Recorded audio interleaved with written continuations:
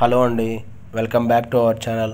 ముందుగా ఛానల్ని ఇంతవరకు ఎవరైనా సబ్స్క్రైబ్ చేసుకోకపోయిన వాళ్ళు ఎవరైనా ఉంటే ఒక చిన్న లైక్ వేసి తర్వాత సబ్స్క్రైబ్ చేయండి. ఇలా చేయడం వల్ల మీరు వేసిన లైక్కి ఈ వీడియో ఇంకో 10 మందికి చేరేదానికి ఛాన్స్ ఉంటుందన్నమాట.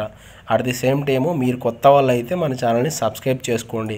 ఇక లేట్ చేయకుండా వీడియోలోకి అయితే వెళ్ళిపోదాం. ఈరోజు మనము చిలుకూరు బాలాజీ టెంపుల్కి వెళ్ళబోతున్నాం. ఇక్కడ వెళ్ళే మార్గం మధ్యలో ఇక్కడైతే శివలింగం చాలా ప్రత్యేకంగా ఓన్లీ శివుడి కోసం మాత్రమే ప్రత్యేకంగా నిర్మించిన గుడి అన్నమాట. ఇది గుడి అని కూడా చెప్పలేము, ఒక మ్యూజియం లాగా చాలా అంటే చాలా బాగుంది. ఇది కూడా ఫుల్ వీడియో ఈ వీడియోలోనే ఉంది. వీడియోని ఎక్కడా స్కిప్ చేయకండి, చాలా అంటే చాలా అద్భుతంగా వచ్చింది. తర్వాత ఏంటంటే చిలుకూరి బాలాజీ టెంపుల్ యొక్క గొప్పతనము, దాంట్లో కొంత స్కామ్ కూడా ఉందండి. అంటే టెంపుల్లో ఏం లేదు, టెంపుల్ దగ్గర కార్ పార్కింగ్, 2 వీలర్ పార్కింగ్ దగ్గర చాలా అంటే చాలా స్కామ్ జరుగుతుంది. సైడ్కి ఇక్కడ కనపడుతున్నారు కదా, ఈ తులసి మాలలు, ఈ కొబ్బరికాయలు పెట్టుకున్న వాళ్ళు ఎవరైతే ఉంటారో వాళ్ళది దందా ఉందన్నమాట. ఇక్కడే పెట్టుకోవాలి, ఇంతే కొనాలి, ఇంతే తీసుకొని పోతే దేవుడు మీ కోరిక తీరుస్తాడు, లేకపోతే తీర్చాడు అన్నట్టుగా డైరెక్ట్గానే మాట్లాడేస్తున్నారు.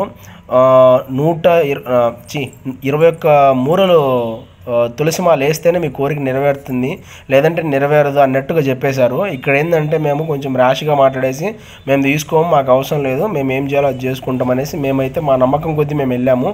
అట్ ది సేమ్ టైము అంటే అలాగే మీరు గుళ్ళేకి వెళ్ళిన తర్వాత ఫస్ట్ మీరు చేయాల్సిన పని ఏంటంటే, మీకు ఏదైనా తీరని కోరిక ఏదైనా మిగిలి ఉంటే మీ జీవితంలో అసంతృప్తిగా ఒక కోరిక ఏదైనా ఉంది అంటే అది ఇక్కడ మీరు కోరుకుంటే ఖచ్చితంగా నెరవేరుతుందని నమ్మకం. అది కూడా ఎక్కడి నుంచి అంటే స్టార్టింగ్ పాయింట్, ఇక్కడ మీకు గోపురం కనపడింది కదా ఎంట్రీ, ఆ ఎంట్రీ దగ్గర నుంచి ఈ గుడి మొత్తం ప్రాంగణం మొత్తం ఇప్పుడు మీరు ఎవరైతే కనపడుతున్న మనుషులు ఇక్కడ నుంచి స్ట్రైట్గా వెళ్ళిపోవాలన్నమాట. మహాప్రదక్షిణ అంటారనమాట దీన్ని.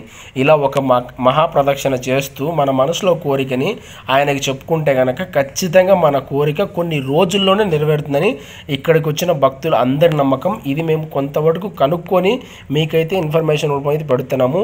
ఇంకా మేము దర్శనానికి వెళ్తున్నాము. ఇప్పుడు ఆ పాప వచ్చేసి శిల్ప, సో తినొచ్చేసి దర్శనానికి వెళ్ళే ముందు టెంకాయ కొట్టాలనేసి అక్కడికైతే వెళ్ళింది. సో టెంకాయ కొట్టేటప్పుడు నన్ను కొట్టమని చెప్పింది. ఎవరు కొడితే ఏముంది అనేసి నేను తనకే చెప్పేశాను. తనైతే వెళ్ళింది, టెంకాయ కొట్టేసింది. సో తన టెంకాయ కొట్టే కూడా చాలా ఇబ్బంది పడిపోతుంది. అది తను ఎవరో చూసి ఇబ్బంది పడుతున్నంతగా ఇబ్బంది పడిపోతుంది. తను గుళ్ళో ఉండే ఫీలింగ్ అయితే కనపడలేదు. దానికి కారణం వచ్చేసి ఇందాక 2 వీలర్ పార్కింగ్ దగ్గర గొడవ పడ్డాడు అతను మాట్లాడిన దానికి తను చాలా హర్ట్ అయిపోయింది అనమాట. సో అందుకనేసి అదే కోపంలో టెంకాయ కూడా బాగా బద్దలు కొట్టేసింది. సో టెంకాయ కొట్టిన తర్వాత మేమైతే ఇలా వెళ్ళాలి దర్శనానికి. ఈ దర్శనానికి వెళ్ళే మార్గంలో ఒకటైతే మెయిన్ ఏంటంటే అక్కడ బాగా నచ్చింది ఏంటంటే గుడి యొక్క ప్రత్యేకతని కరెక్ట్గా వాళ్ళు ఎలా అయితే భక్తులకి చేరుతుందో అలా ఒక పోస్టర్ రూపంలో అయితే వేయడం జరిగింది. అది చాలా అంటే చాలా అద్భుతం అండి. ఒక మహాప్రదక్షిణ ఎలా చేయాలి, ప్రదక్షిణ చేస్తున్నప్పుడు కోరిక ఎలా కోరుకోవాలనేది ఒక పోస్టర్ రూపంలో అయితే చాలా అద్భుతంగా పెట్టారు. సో ఇక్కడి నుంచి మనము ఎంట్రీకి వచ్చి మనం ఏదైనా మొక్కు కోరుకునే ముందు తీసుకున్న టెంకాయని అయితే ఇక్కడ కొట్టాలన్నమాట. కొట్టిన తర్వాత ఎవరైనా సరే గుడిలోకి వెళ్ళే ముందు కుంకుమ పెట్టుకోవడం మన సాంప్రదాయం. సో అందుకనేసి అనువుగా ఆడవాళ్ళైనా మగవాళ్ళైనా సరే గుడిలోకి వచ్చారంటే ఖచ్చితంగా కుంకుమ పెట్టుకోవాలి. సో దానికోసము ప్రత్యేకంగా అద్దాలను అయితే మిర్రర్స్ అయితే ఇక్కడ రెడీగా ఉన్నాయి. బాగా అమర్చారు, ఇక్కడ బాగా సిద్ధంగా పెట్టారు. సో ఈ కుంకుమ అయితే పెట్టేసుకొని దర్శనానికి అయితే వెళ్తున్నారు. ఇక్కడ దర్శనానికి వెళ్ళే మధ్యలో ఇక్కడ చూడండి వే టు దర్శన్ అంటే ఇట్లా 4-5 ఉన్నాయన్నమాట. వే ఆఫ్ దర్శన్ అంటే వే టు దర్శనానికి వెళ్ళే మార్గాలు ఒక 4-5 ఉన్నాయన్నమాట. సో ఈరోజు అంత రద్దీ లేదు, అయినప్పటికీ ఒక 10 నిమిషాల్లో మాకు దర్శనం అయిపోయింది. సో శిల్ప ఏమందంటే చాలా రద్దీ ఉంది, తిరుమలతో ఎట్లుందో అట్లే ఉందండి. అంటే తిరుమలని మనం తక్కువ చేయట్లేదు, తను ఎక్కువ తెలియదు కాబట్టి సో అలా చెప్పేసింది అనమాట. ఇలా అయితే మేము క్యూలో డైరెక్ట్గా అయితే దర్శనానికి వెళ్ళాము. అక్కడ దర్శనానికి వెళ్ళే మార్గం మధ్యలో ఎవరైనా సరే కర్పూరము, హారతి, తర్వాత ఊదికడ్డలు ఇలాంటి వెలిగించేవి ఏవైనా ఉంటే అక్కడైతే పూర్తిగా వెలిగించేసి మన మనసులో అయితే కోరికని స్వామివారికి అయితే చెప్పేయచ్చు. అక్కడ కూడా కొంతమంది పెద్దవాళ్ళు అయితే ఉన్నారు. వాళ్ళకి మనము ఏదైనా మన మనసులో సందేహం ఉంటే ఎలా మొక్కుకోవాలి, ఎలా టెంకాయ కొట్టాలి, ఎలా మాలని ఎక్కడ ఇవ్వాలి అనేది ఇక్కడైతే చూడండి. మీరు ఇక్కడ పోస్ట్ చేసినారు కదా, ఆ పోస్టర్ మీకు చూపిస్తాను. ఇక్కడ ఒక పెద్దవాడు ఇద్దరు ఉన్నారనమాట.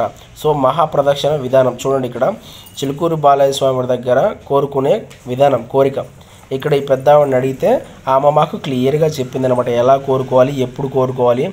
అంటే ఏ ఏ రోజుల్లో ప్రదక్షిణ చేసేకి పర్మిషన్ అంటే అనుమతి దొరుకుతుంది అనేది కూడా క్లియర్గా అయితే ఇక్కడైతే మొత్తం రాసి పెట్టారనమాట. సో ఇది దర్శనానికి వచ్చేసి ఇక్కడ ఇలా అయితే భక్తులు అయితే వేచి ఉన్నారు. దీంట్లో మనకి బాగా నచ్చింది ఏంటంటే ఆడవాళ్ళకి సపరేటు మగవాళ్ళకి సపరేటు దర్శనానికి. సో మొత్తానికైతే దర్శనం అయిపోయింది. దర్శనం తర్వాత ప్రసాదము. సో ప్రసాదానికి అయితే ఇక్కడ కూడా క్యూ ఉంది. ప్రసాదానికి వెళ్ళే మార్గం మధ్యలోనే విభూతిని అయితే పెట్టడం జరిగింది. చాలా అంటే చాలా మంచి పద్ధతి అనమాట. ఎక్కువ గుళ్ళల్లో విభూతిని ఇలా అంటే ఇక్కడ మనకు కనపడుతున్న పద్ధతిలో అయితే ఉంటుంది కానీ అది లోపలికి ఉంటుంది. పూజారి దగ్గరే కొంత భాగం పెట్టి ఉంటుంది. సో ఇక్కడైతే సపరేట్గా పెట్టడం జరిగింది. తర్వాత ప్రసాదాలు అయితే విక్రయం జరుగుతుంది. ఇక్కడ ఎవ్రీడే 1:30కి అన్నదానం అయితే స్టార్ట్ అవుతుందండి. సో అది కొంచెం మాకు లెంతీ అనిపించింది టైము. సో మళ్ళీ మేము రిటర్న్ వెళ్ళాలి కాబట్టి చాలా దూరం నుంచి వచ్చాము. అందుకనేసి అయితే మేము ప్రసాదం తినకుండా వెళ్ళాము. కానీ ఎవరైనా ఈసారి వస్తే టైం చూసుకొని వీలు చేసుకొని మరి ఏ దేవస్థానంకి ఏ దేవాలయానికి వెళ్ళినా అన్నదానం అనేది తినడం అనేది చాలా పుణ్యం అనమాట. ఆ పుణ్యం అనేది పక్కన పెడితే మీరనేవాళ్ళు సేద లేకుండా పోతారు. అంటే అలసట లేకుండా ఆ స్వామివారి ప్రసాదం తినడం వల్ల కొంచెం పుణ్యాన్ని మూట కట్టుకొని మీ కడుపు అనేది కొంచెమైనా నింపుకొని పోవడం వల్ల మార్గం మధ్యలో మీకు ఎలాంటి ఆటంకాలు లేకుండా క్షేమంగా అయితే ఇంటికి వెళ్ళడం జరుగుతుంది. సో ఇక్కడ రావి చెట్టు ఉంది. ఈ రావి చెట్టు దగ్గర అయితే శివుడు ఉన్నాడు. అక్కడ పూజారి గారు అయితే మమ్మల్ని తినేది కానీ చాలా అంటే చాలా అద్భుతంగా ఉంది. అట్ ది సేమ్ టైం మీరు మొదట్లో అయితే చూసారు కదా బంగారు శివలింగము కొంచెం ఎత్తులో ఉండి. సో అది కూడా ఇదే వీడియోలో ఉంది. నేను చెప్పాను కనపడట్లేదని ఎవ్వరూ అనుకోకండి. ఇక్కడైతే పూజారి ఒక మాట అనేసరికి నాకు కొంచెం నిజమే కదా అనిపించేసి నేను వీడియో అయితే తీయలేదు. ఆయన అన్న మాట ఏంటంటే నువ్వు వీడియో తీసుకునేకి వచ్చినావా దేవుని దర్శించుకునేకి వచ్చావా అన్నాడు. సో అందుకనేసి నేను ఆయన మాటలతో అగ్రి అయిపోయేసి అక్కడ దర్శనం చేసుకొని ఆపేశాను. మళ్ళీ ఆ చిలుకూరు బాలాజీ టెంపుల్ని దర్శించుకొని వస్తున్నప్పుడు మధ్యలో ఇక్కడ శివాలయం అయితే కనపడింది. చాలా అద్భుతంగా ఉంది. పూజారి గారిని అడగగానే పర్లేదు తీసుకోండి అని చెప్పారు. సో ఆయనకి మా హృదయపూర్వక నమస్కారాలు. సో ఇక్కడే మనకి సాయిబాబా ఒకవైపు వినాయకుడు ఒకవైపు అయితే దర్శనం ఇచ్చారు. సో వీళ్ళది కూడా మీకు చూపించాలనే ఉద్దేశంతో వీడియో రూపంలో మీ ముందుకైతే తీసుకొస్తున్నాము. సో ఇంతవరకు నేను మాట్లాడిన దానికి మీకు వర్తి అనిపిస్తే ఈ వీడియోకి ఒక చిన్న లైక్ చేయండి. మీరు చేసే లైక్ అనేది నా వీడియోని ఇంకొక 10 మందికి షేర్ చేసినట్టు ఉంటుంది. సో ఇక్కడ నంది కనపడుతుంది కదా, నంది అనేది శివుడికి ఎదురుగా ఉందండి. చాలా అద్భుతంగా ఉంది. మీకు బాగా మీరు కూడా చూసినట్టు అవ్వాలనిపిస్తుంది. ఇక్కడ నంది కొమ్ముల మధ్య నుంచి అయితే చూడండి జూమ్ చేసి మరి శివలింగాన్ని అయితే నేను చూపించడం జరిగింది. సో ఇది కూడా మీకోసమే. చూసే వాళ్ళు ఎవరైనా ఉంటే మీ కోరికలు ఆ శివుడికి చెప్పుకోండి, నెరవేరాలని నేను కోరుకుంటున్నాను.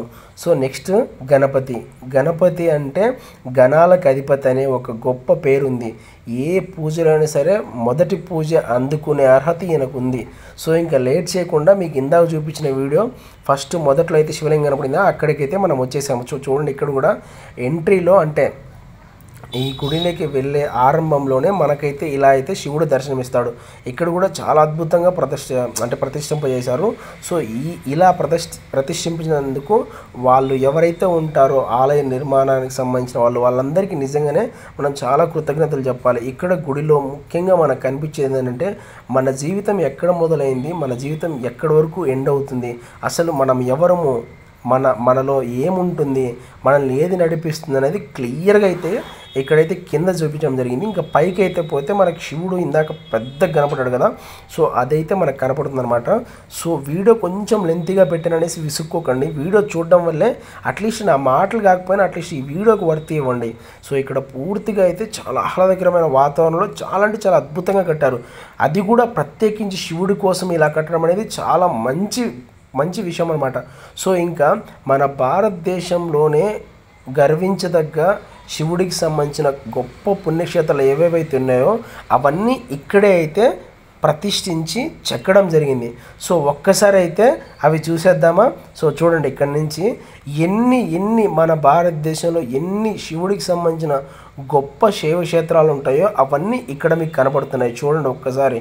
కాళహస్తి కావచ్చు, శ్రీశైలం కావచ్చు, ఇంకా త్రయంబకేశ్వరం కావచ్చు, ఇట్లా చాలా అంటే చాలా కోటిలింగాలని చాలా మంచి క్షేమక్షేత్రాలని ఇక్కడైతే మనకి చెక్కడం జరిగింది. దీన్ని చూసేకైనా సరే ఒక్కసారి మీరు వెళ్ళండి.